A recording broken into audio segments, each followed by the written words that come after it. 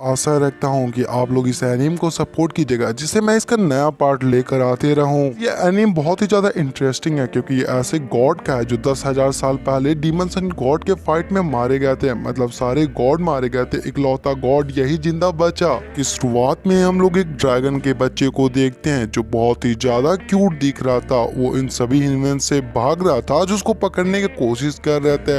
उन सभी से बहुत मुश्किल से भागते हुए पहाड़ के किनारे पहुंचता है, लेकिन उसे जब पत्थर गिरता है तो उसके साइड देखते हैं कि वहां चारों तरफ सील बना हुआ था। जगह को देखकर यह छोटा सा बच्चा बहुत ही ज्यादा डर रहा था क्योंकि यह एक शमशान घाट था जहां पे गॉड्स और डीमन की लाश को डाला गया था जमीन के अंदर। देख के वो वापस उधर से हटने लगता है, लेकिन सामने से ह्यूमन सान रहते हैं जिसके कारण वो डर के पीछे हटने लगता है, लेकिन गलती से उस पहाड़ से गिर जाता है। वो जाके उस शील्ड पे गिरता है जिसके कारण वो उस हवा में ही रहता है।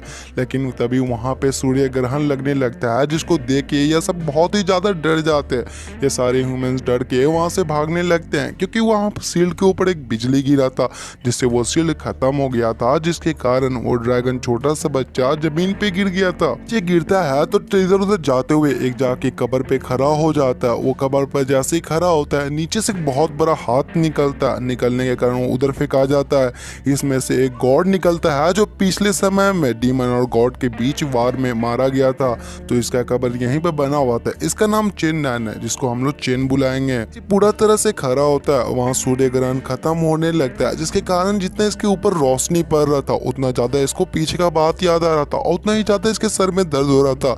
जब ये कंफर्टेबल होता है तो इसको समझ में आ जाता है कि ये बहुत पहले ही मारा जा चुका था, लेकिन वो यहाँ पे जिंदा हो चुका है। वो आगे बढ़ता है तो देखता है कि उसके सेट के सबसे पावरफुल गॉड भी यहाँ पे मारे जा चुके हैं और उसको पावरफुल डीमन का भी टॉम दिखता है, जिसके कारण वो बहुत ज्यादा कंफ्यूज होता है कि ये गॉड और डीमन एक साथ कैसे मारे गए। वो लोग तो जीतना चाहे था किसी को, लेकिन कोई भी नहीं जीता।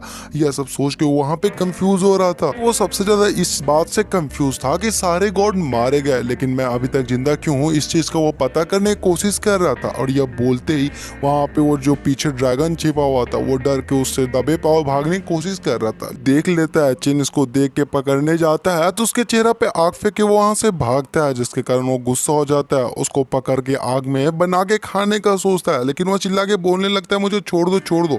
इस बात से वो कंफ्यूज हो जाता है, इधर किसका आवाज है रहा, कौन बात कर रहा है। लेकिन बाद में उसको पता चल जाता है कि अब बिस्ट बात कर सकता है। देख के उसको एक जगह खड़ा करता है, उसे पूछता है कि चलो बताओ तुम यह कौन सा जगह, अगर तुम यह बता दिए तो मैं तुमको छोड़ दूंगा। यह बोल के वापस उसको आग में डाल देता है। इस बात पे बोलता है मैं बताऊंगा बताऊंगा। वहाँ पे वो ये भी पूछ लेता है कि कैपिटल ऑफ हुयांग कितना माइल्स दूर यहाँ से। इस बात पे वो बताता है कि क्या तुम मुझसे मजाक कर रहे हो, वो 10,000 साल पहले ही यहाँ से गायब हो चुका था। बस उसको बहुत बड़ा झटका लगता है क्योंकि जिससे वो प्यार करता था उसमें वो लड़की उस समय रहती थी। इस बात पे वो बताता है कि तुमको पता नहीं, जब दोनों वेस्ट और ईस्ट सिटी एक साथ मिला था तो वहाँ पे बहुत सारे सिटी पीसे गए थे। सारे कंटिनेंट को मिलाकर तियान युआन कंटिनेंट बनता है। छोटा सा ड्रैगन उससे लगातार क्वेश्चन पूछ रहा था, लेकिन उसको अपने पीछे का बात याद आने लगता है जिसका नाम रेन रहता है। वो लड़की से बहुत ज्यादा प्यार करता था, उसका नाम लेके एकदम से रेन कहता है, जिसको सुन के वहाँ पे वो ड्रैगन बोलता है क्या तुम रेन के कारण इस दुनिया में आए हो। सारा बात सोचने के बाद वो बिस्ट को वापस उठाता है, जाके पकाने के लिए आग में चढ़ा देता है। इस बात से वो वादा करता है उसको पूरा दुनिया घुमाएगा। इस बात से वो शांत हो जाता है, उसको पीछे खींच लेता है। कुछ समय बाद पहाड़ पे चले जाते हैं। उस शमशान घाट को देख के वो उससे पूछता है चेंग उस ड्रैगन से तुम इसके बारे में मुझे बताओगे। इस बात से वो बोलता है कि कुछ लोग ही इसके बारे में जानते हैं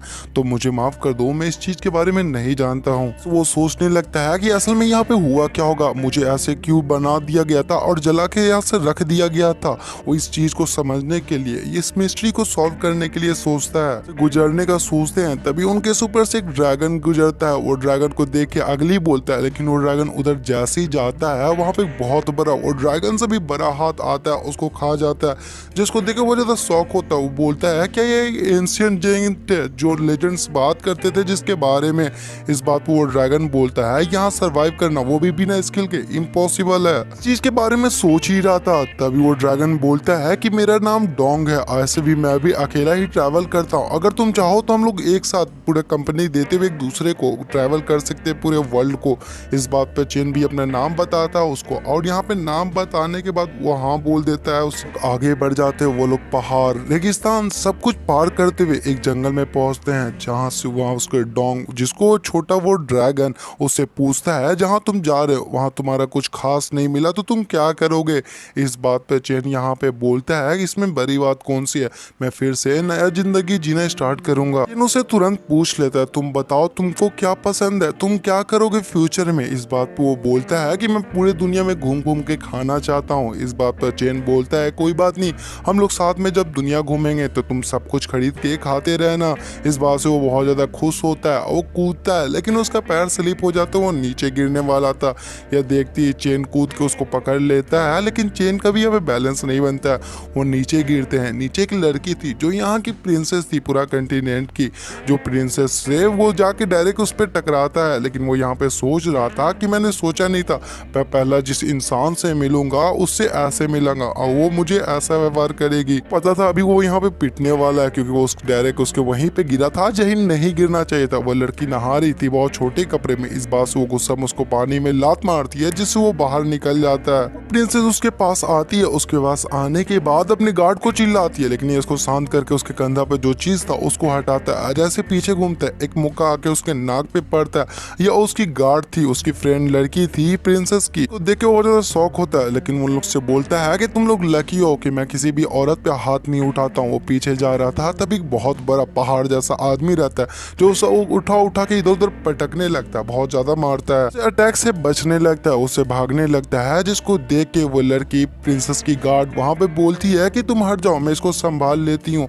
यह बोल के अपना एनर्जी का यूज करती है और यहाँ पे आइस मैजिक का यूज करती है जिसके कारण उसमें से बहुत सारा बबल्स निकलता है। इस बबल्स में टच होते ही आदमी फ्रीज हो जाता है, वो बबल्स से बचते हुए भागने लगता है लेकिन वो उसको देखने के लिए उस डोंग को उसमें चिपका देता है जिससे डोंग पूरा तरह से बर्फ में घिर जाता है। वो डोंग ढूंढते हुए प्रिंसेस पास जाता है। प्रिंसेस इसका क्यूटनेस देख के बहुत ज्यादा हैरान होती हैं और इसको लेने का सोचती हैं। वो लगातार उसके ऊपर अटैक कर रही थी, चेन सारे अटैक से बच रहा था, बचते हुए अपना पावर यूज करता है और जाके उसी का अटैक का एक पकड़ लेता है बबल्स को। पकड़ने के बाद वो बड़े आदमी पास लेके जाता है, उसको वहीं पे फ्रीज कर देता है जिसको देख के वो बहुत ज्यादा शौक होती है। वो धांसू एंट्री मारता मतलब बहुत धांसू तरह से कूद के स्टाइल में बैठता है जिसको देख के प्रिंसेस ताली बजाने लगती हैं और बोलती हैं कि सच में तुम बहुत अच्छा ही की लड़े। और यह बोल के वो अपने गार्ड को बोलती है तुम लोग जाओ मैं इसके साथ अकेला खेलूंगी। यह बोल के उनको भेज देती है और यहाँ पे इन दोनों को फाइट होने के लिए तैयार हो जाते हैं और बस यहीं पे एपिसोड खत्म हो जाता है। मैं वादा करता हूँ अगर सपोर्ट मिला तो नेक्स्ट पार्ट में बहुत जल्दी